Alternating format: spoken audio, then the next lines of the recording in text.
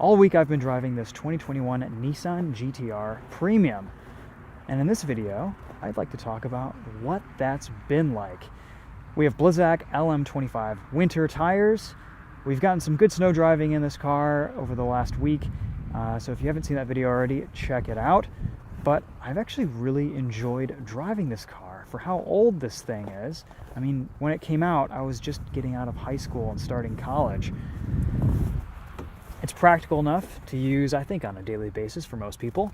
You've got this titanium blue exhaust, nice alloy wheels, premium paint. The premium paint on this GT-R looks fantastic. The GT-R is still in the game. I think there's nothing wrong with this car in this day and age. Yes, there are some more competitive options. Yes, there are faster cars out there, the more modern vehicles, but this thing is still enjoyable, and I think it still stirs the soul. We've got a 6-speed dual clutch transmission. It's sequentially operated, so you can't really skip gears on downshifts, but it still does a very good job. It's an awesome performer. It's a little bit raw, a little bit more visceral than all the other dual clutches out now that are becoming a little bit overly refined, I think. And this still gives it a slightly old school feel.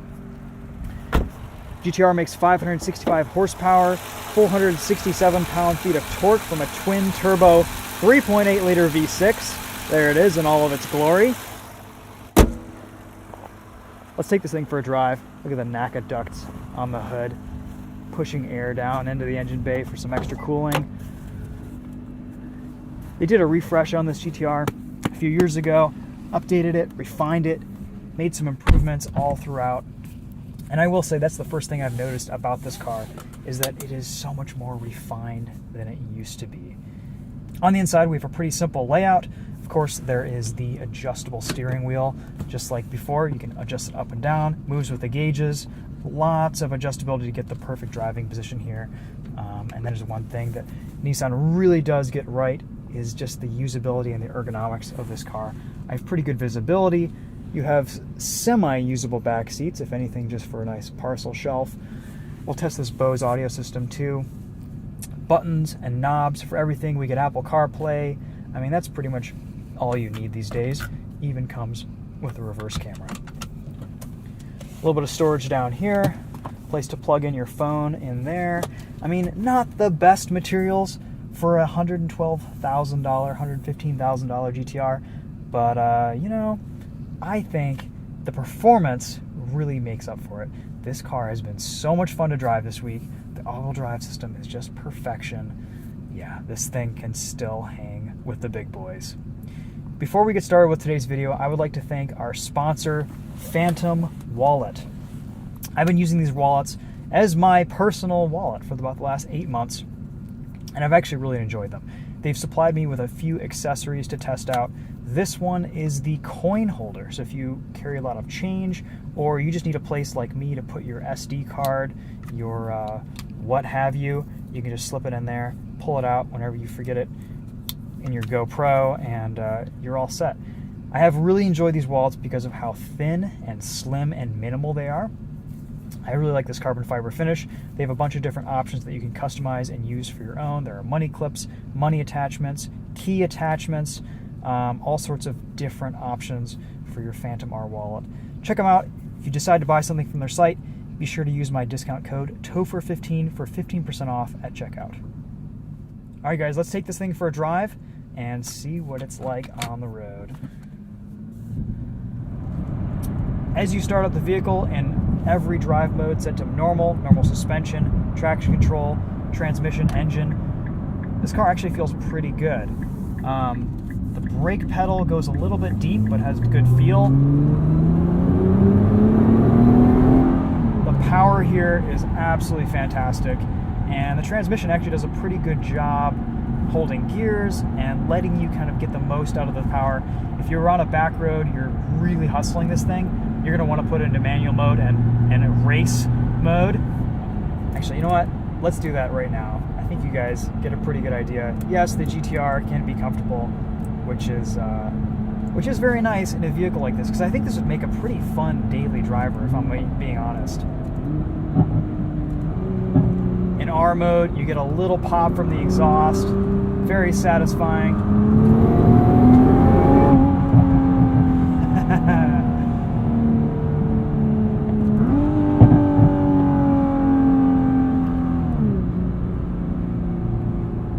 This 6-speed DCT is a lot of fun to hustle. It's pretty responsive, especially in R mode. Gets a little bit sluggish in normal mode, but it's a good time.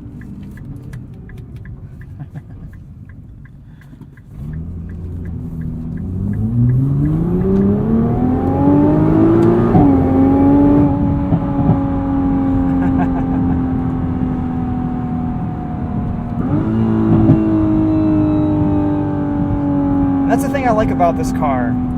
When it first came out, people were like, it's too digital, it's not analog enough. You don't have a lot of control over everything. You feel like the car's doing all the work for you.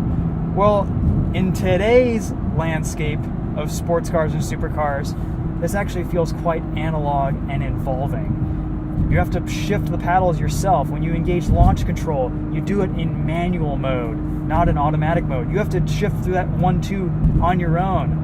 And it comes up pretty quick. We'll do a launch control here a little bit later, show you guys what I mean, but yeah.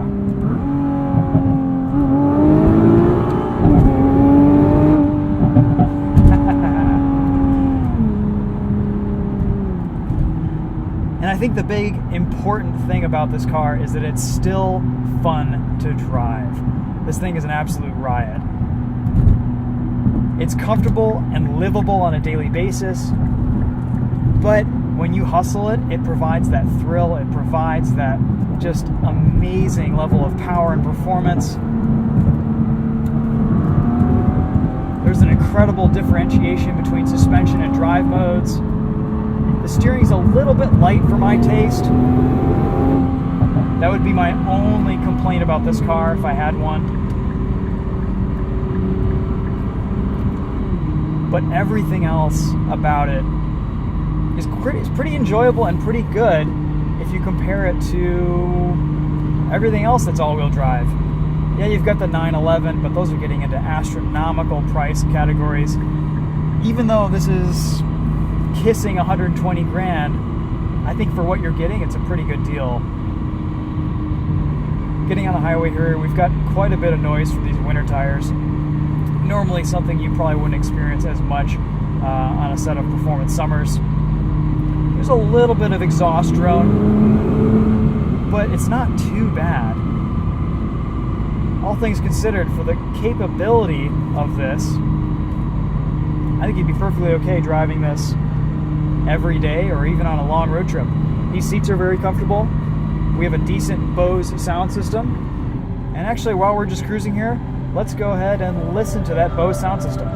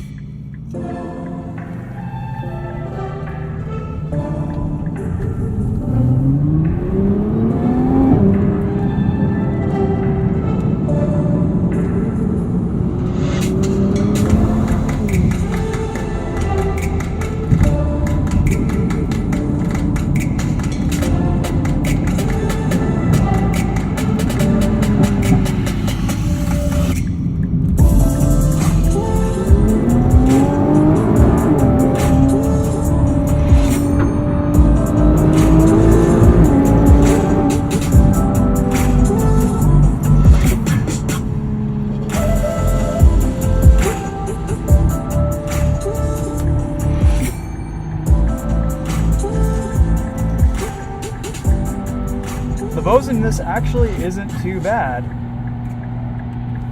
Just not quite as good as the soundtrack from this 3.8 liter twin turbo V6. I think this still sounds pretty proper.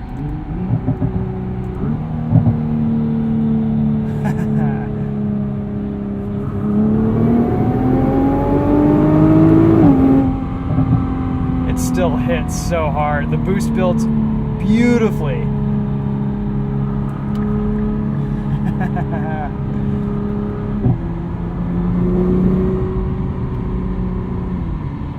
I mentioned earlier that this is a sequential dual clutch.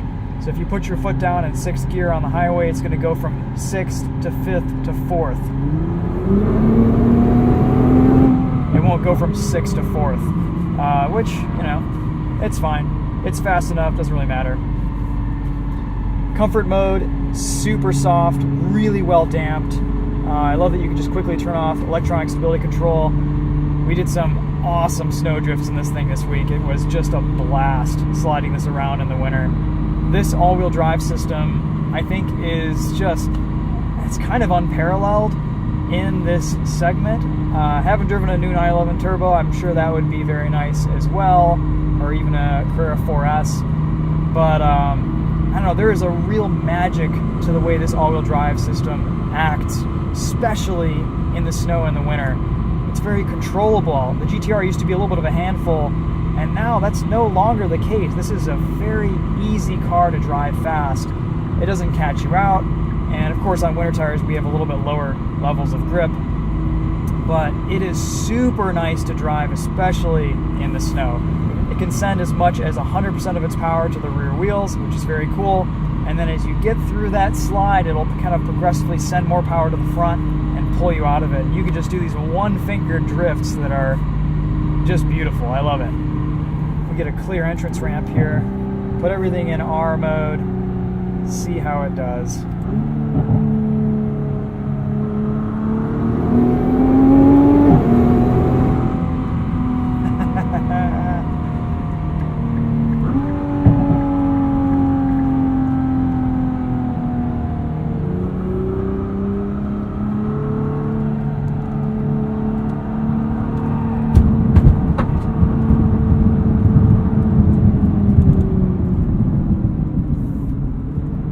Handling in this is phenomenal, and I'm sure with a set of summer tires, a lot of that understeer would be dialed out. Whenever you add grip, it kind of neutralizes the chassis a bit more.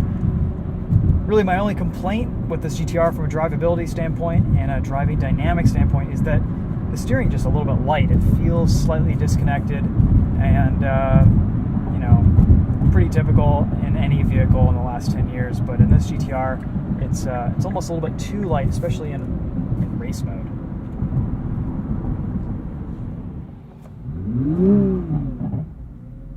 Let's sneak a launch control in here and see how it does.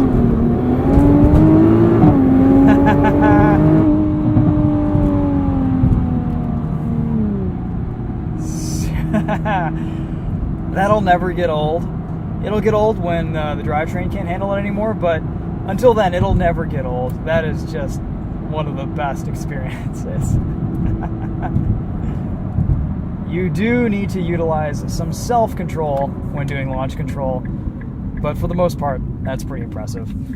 I like all the wheel spin you get on winter tires. Alright guys, well that'll kind of sum things up with the GTR. I really have enjoyed driving this thing this week. It's just so cool to get back into one of these and spend some extended miles in one. You know, not a car without faults, of course. Yes, it's been around since I was almost in high school.